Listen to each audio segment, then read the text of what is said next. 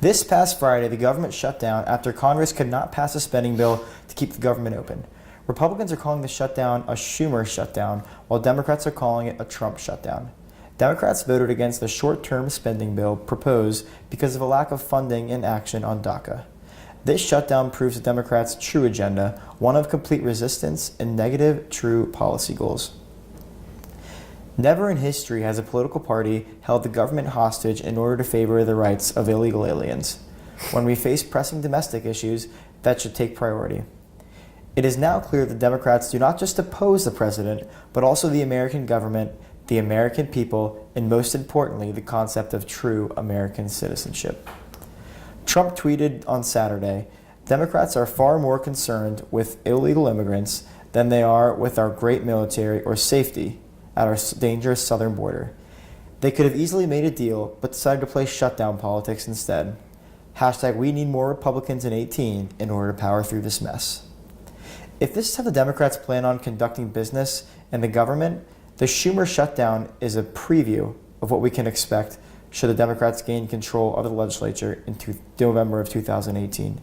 This is a truly scary thought when you think that a group of individuals who want to shut down the government over something nearly all of them were in favor for a few years ago is just plain sad. Democrats call American citizens who voted for Trump deplorable and call individuals who come to our country illegally dreamers. The irony of this situation is beyond evident when we further investigate voting records and tweets from individuals like Senator Chuck Schumer. Monday, however, we saw a breakthrough in the negotiations between the Democrats and the Republicans when Senator Chuck Schumer and Senator Dick Durbin took to the Senate floor to discuss how the sides had come to a continuing resolution. The ironic part, however, is though this deal seems to look eerily similar to the deal that had been put forth by Republicans before the shutdown even started. Did the Democrats finally realize they had made a mistake by shutting down the government? Did Chuck Schumer blink and realize that this could be a blow to the Democrats' hopes to regain this legislature in 2018?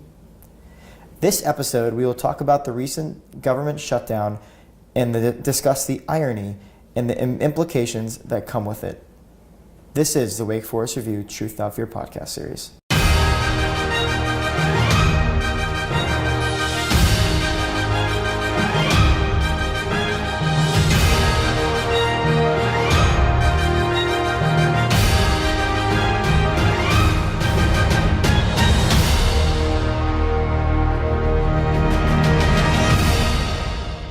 Welcome back to the Wake Forest Review Truth Without Fear podcast series. I'm Anthony Palumbo, and I'm here today with Ciara Sees, who's back from abroad. Ciara, we're so excited to have you back. I'm so excited to be back. It's great to be here in the chicken coop, our new office. Things are looking great. I know, things have actually really changed a lot since you've been here. I'm so excited to see all the new potential of the review and all the exciting things we have in store for the semester. I know, and we're really breaching into the video world here. I know. It's pretty exciting that we have our own office, our own set. I think it's going to be a pretty awesome semester. Oh yeah, our viewers are going to have a great time. And I think we're going to have some really awesome topics from, Trump tweets. We're talking today about the government shutdown. Yep. And then really kind of a variety of things. And like we all know pretty well, the news cycle is actually changing so quickly. Yeah, this is not fake news.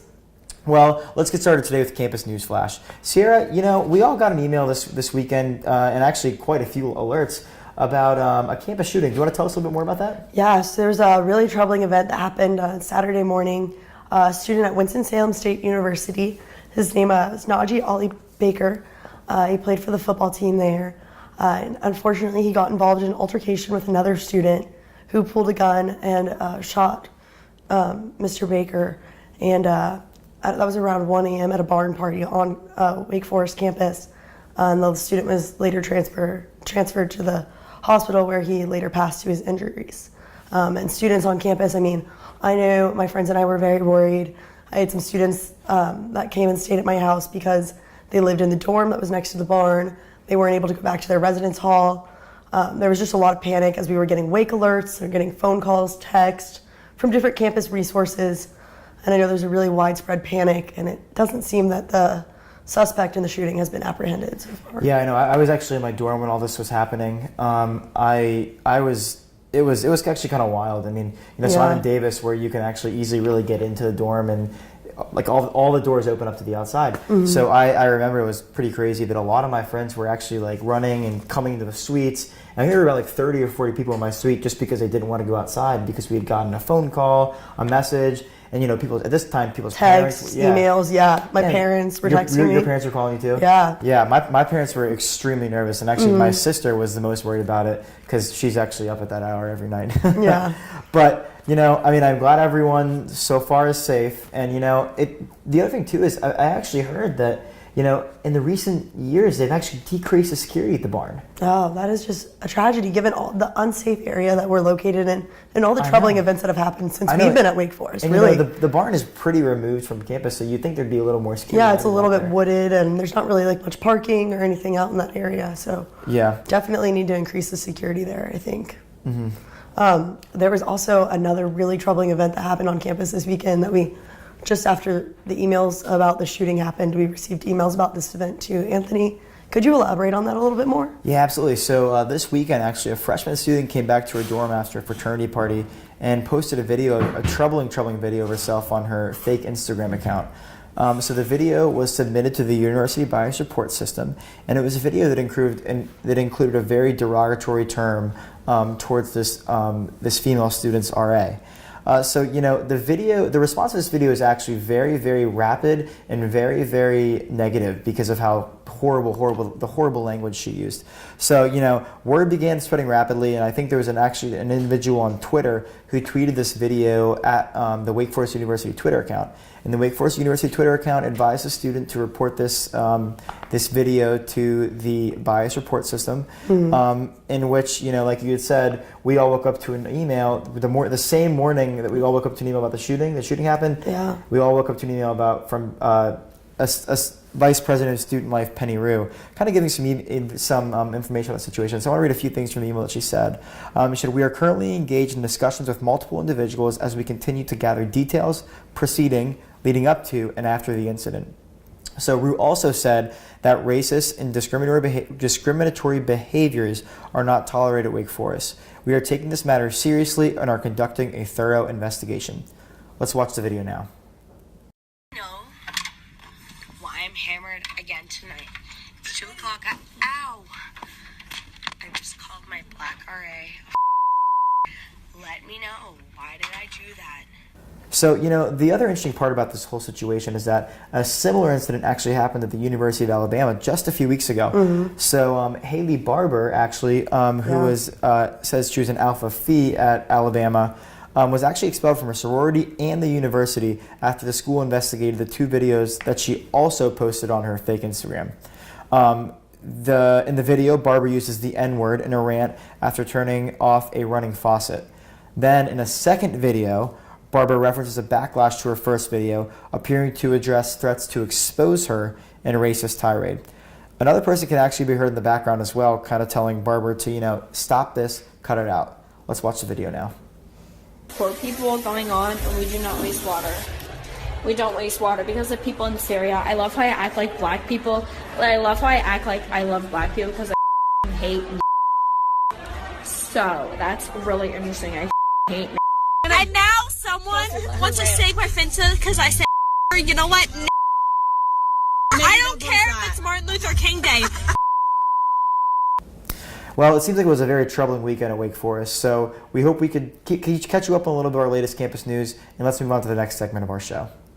As Anthony mentioned earlier, this episode we're going to be discussing the recent government shutdown and its implications on the American people. The average taxpayer, the average American person, will be so impacted by this shutdown, and nobody really discusses that. But you know what else? This is kind of interesting. That Senator Schumer and many of the heroes of the Democratic Party have mentioned before that any government shutdown would be just absolutely detrimental to the American economy and the government. So could you just tell me a little more about Senator Chuck Schumer's past? Yeah. Well, I think you kind of hit the nail on the head, actually, kind of with your comment about, people, the average American doesn't really realize that this is actually going to cost them some money here. Yeah. I mean, in the second, something that the Democrats themselves have realized in the past. So I want to read everyone a few quotes that have come out from the Democratic Party over the past few years. So this is from Senator Chuck Schumer on October 4th of 2013. which was the last government shutdown. Yes, I believe so. Okay. So because to not only talk while the government is shut down does huge damages to millions of innocent people and to our country's economy, they forget to say, let's vote. Then let's talk. Their motto should be modified. So, that's his first one, kind of really recognizing this. That's actually, there's innocent Americans that are kind of feeling the effects of this. So I want to read you another one. So we are not in an Alice in Wonderland world where those who advocate shutting down the government then accuse others of shutting down the government. So this was said by Senator Chuck Schumer on October 4th of 2013. So, he's saying this and then accusing Trump of a hashtag Trump shutdown. Yeah, he's really putting his foot in his mouth there because really he's contributing to the shutdown. Exactly. Just as much, if not more. It's exactly. And, it's these two sides going back and forth. And then when, like I mentioned earlier, is that this is this deal that the Republicans have put forth and the Democrats have now agreed to is the deal that pretty much been given to them, that has been given to them the entire time. Yeah. So I want to read one more to you. So this is another one that Chuck Schumer said on the same day in 2013. So it makes much more sense to have the government open than have the debate in the proper place. A conference committee that decides future fundings in an omnibus appropriations bill. What level of funding, if any, each part of the government should get.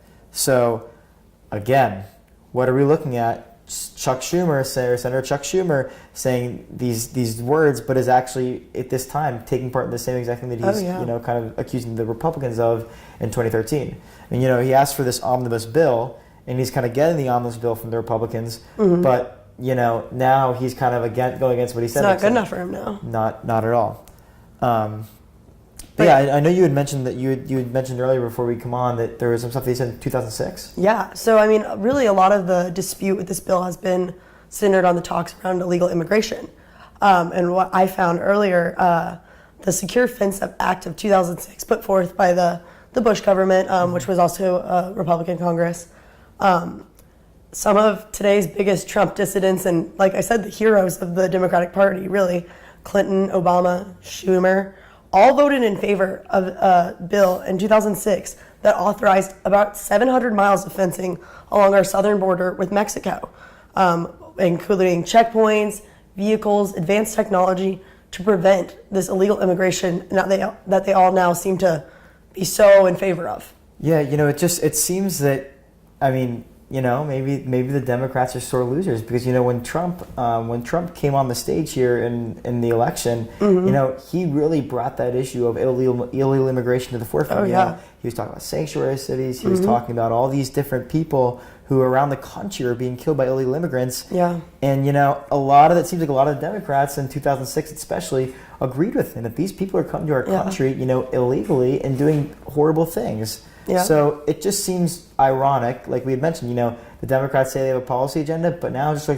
looks like they're just taking part in complete resistance. It just goes to show the Democrats are not for the American people. They'll just do whatever it takes to get votes, and it's not working out for them. People are starting to see through their lies. Clearly, and like we said, is Chuck Schumer blinking? Is he finally realized in 2018 he could have a little bit of trouble? But I think we'll have to wait and see. Yep.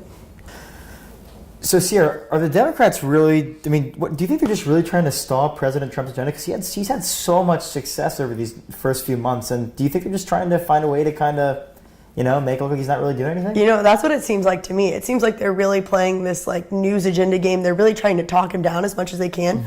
But he's really done a lot when you look at the numbers. For example, in the past year, he's really turned this economy around. Consumer confidence is the highest it's been in years. The stock market's through the roof. Things are going great from that perspective. Unemployment, female unemployment, 18-year low. Overall unemployment insurance claims at a 45-year low. Business, consumer confidence, like I said, are at near record highs. And Black and Hispanic unemployment are at the lowest levels ever recorded in the United States. Jobs are growing, wages are rising, businesses are coming back to America. Trump is really, really investing in the American people here.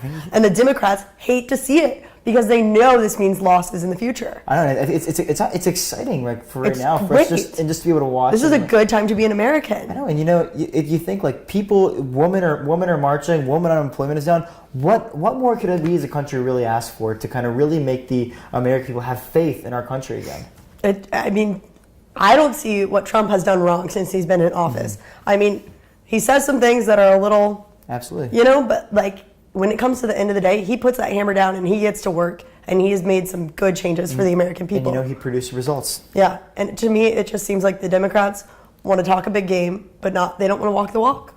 So this new tax cut bill? I know you had kind of talked about that, but what has he really done? I mean, I think it's pretty obvious, but what is Chrysler's coming back to Michigan. We're not building cars in Mexico anymore. Apple will invest $350 billion in America. These are big companies that are bringing their business back to America. They're providing jobs for the American people, and that's what really matters here. Yeah, and like you said, Donald Trump campaigned on the promise that he was going to put America first and bring American jobs out to this country, and that looks like exactly what he's doing. He's making America great again. He is making America great again. Well, speaking of making America great again, Chuck Schumer doesn't really think about this that way. Oh no. So on Monday at the Senate floor, Chuck Schumer actually called the DACA debate the civil rights issue of our time. Oh. And it doesn't even have anything to do with domestic priorities. I know, and to be quite honest with you, I think it's sad that we have in this country we've made progress for some of America's most marginalized citizens that have come to this country, worked hard to become Americans, and now we're calling a civil rights issue an issue that has to do with people that aren't even American citizens. I'm all for a path for citizenship, but to call it a civil rights issue for individuals that are not Americans, I really have a tough time, identifying with. We need to focus on fulfilling the American dream for people who are here legally the right way, who go through the proper methods, before we try to provide this dream for people that aren't giving anything back. Absolutely. And the Democrats are really, it's become pretty clear, they're more concerned with the rights of these illegal aliens, and they're taking some of their focus away from, for example, the thousands of people who are killed in Chicago each year. Yeah. They have a Democratic mayor who came right out of the Obama administration, and they talk a big game for these marginalized citizens, and they can't even clean up the streets in Chicago. It's sad. They really are they're willing to shut down the government for these sorts of things. Yeah. But like I said, I think it was kind of evident today that Schumer I think may have realized he was making a mistake. Oh yeah, I think he knew. He had to have known. But Pete Hegseth on Monday called this a Schumer blink, and I think that actually kind of puts it into context perfectly. He realized this shutdown was coming down on the Democrats and that they were being held responsible.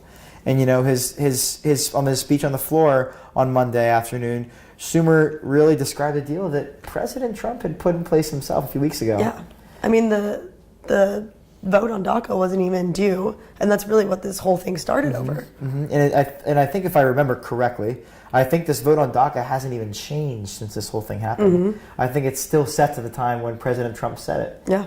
And I just want to make one thing very clear that I think people sometimes forget about, is that with DACA, President Trump did not say, let's get rid of DACA. President Trump said, let's have Congress negotiate DACA so it can become law in this country. I think there's something like an 87 or a very high percentage in the 80s of American citizens and members of Congress that really want DACA and really want citizenship for these individuals. And President Trump didn't want this to keep becoming some sort of deadline that was up every few years. President Trump really wanted this to become something that is set into law into the country and actually can be a law that will never be changed. Yeah. But see, then obviously Chuck Schumer can't really close his mouth. Like you had mentioned with some of this stuff. I think what do they call him? Crying Chuck Schumer? Crying Chuck Schumer these days. Yeah. But clearly today, he really couldn't shut his mouth very much out there, and so he asked the question out there. He said, where was dealmaker Trump? But my question is to you, President or Senator Chuck Schumer.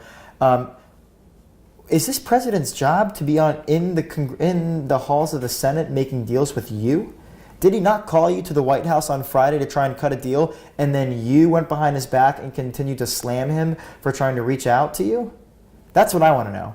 And the other thing that's interesting too is people kind of glossed over this point today, is that Senator Mitch McConnell actually tweeted this morning that President Trump had been calling members of Congress and the Senate over the weekend, and trying to make sure he had their support for this bill. But like we said, the president never wins with Democrats, and they always want something more. Well, you had mentioned earlier kind of about this whole DACA component.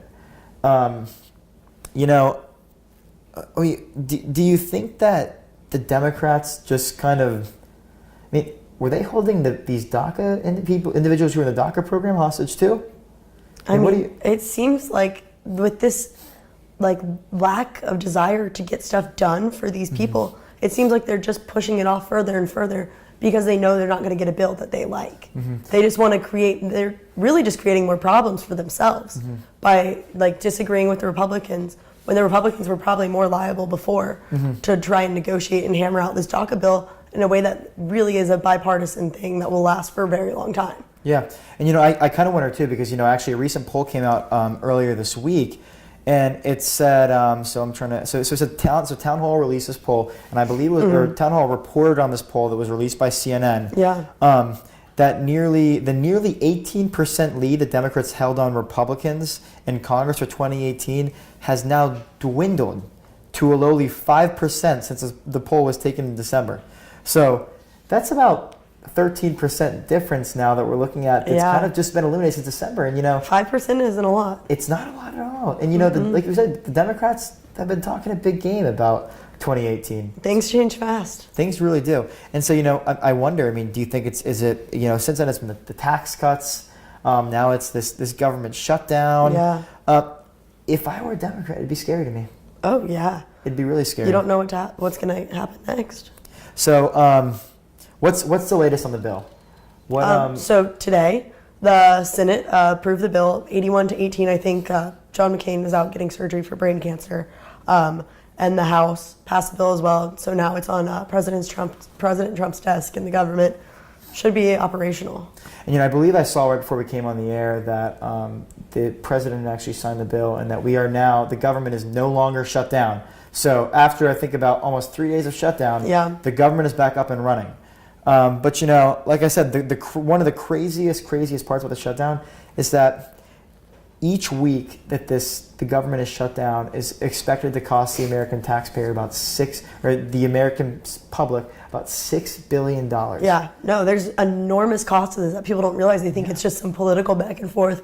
Oh, the Democrats this, oh, the Republicans this. This actually has lasting impacts on our economy and on the American people. And it's not just some political game. And we're looking at, if it's $6 billion for a week, we're probably looking at about $3 billion that we're costing American taxpayers. Yeah. $3 billion that could potentially go towards funding for a border wall, could go for funding towards different healthcare programs. Even DACA. And the Democrats seem to really be hell-bent on their path of resistance towards the president. Yeah, I agree. So, Ciara, we keep saying that there's a lot of people that are affected by this shutdown. Can you tell me a little bit more about the people that are actually affected by this? So, first and foremost, think about all these government employees.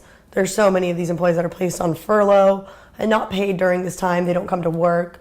Just to cite numbers from the last government shutdown that we had in 2013, about 800,000 employees were placed on furlough. That's a huge sector of our economy.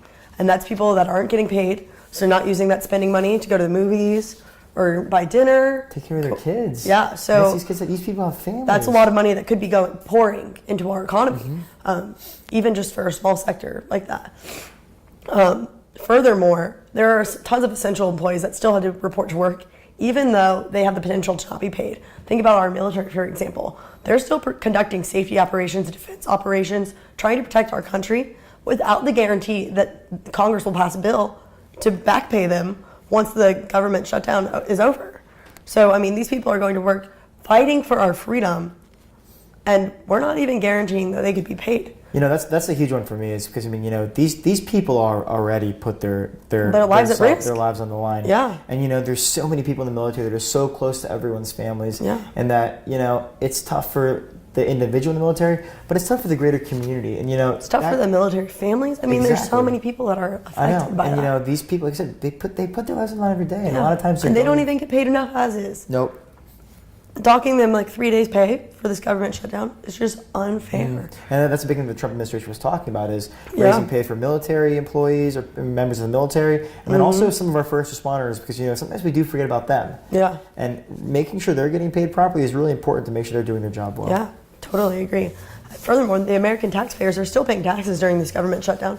These are taxes that aren't even guaranteed to be going to these employees that were working during the government shutdown. So I'm paying for taxes for services that I can't be receiving. I can't get my gun permits. I can't get my passport.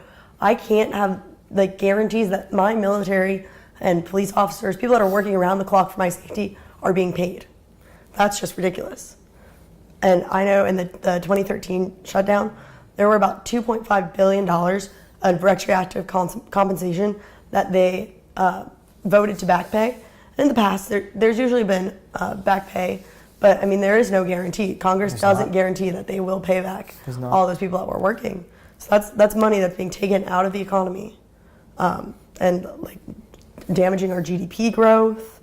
It's just ridiculous. I mean, it's kind of, you gotta think about it. People gotta think about Wiley. It's like, I mean, it's us going to work every day, or people going to work every day. Yeah. And that's just like saying, well, you're gonna work for 3 days. You're gonna go work for 3 days, but we're not gonna pay you. Yeah. And these military men are working around the clock. It's not like these members of the military are working around the clock. It's not like they're just going out there for a few hours a day. Yeah.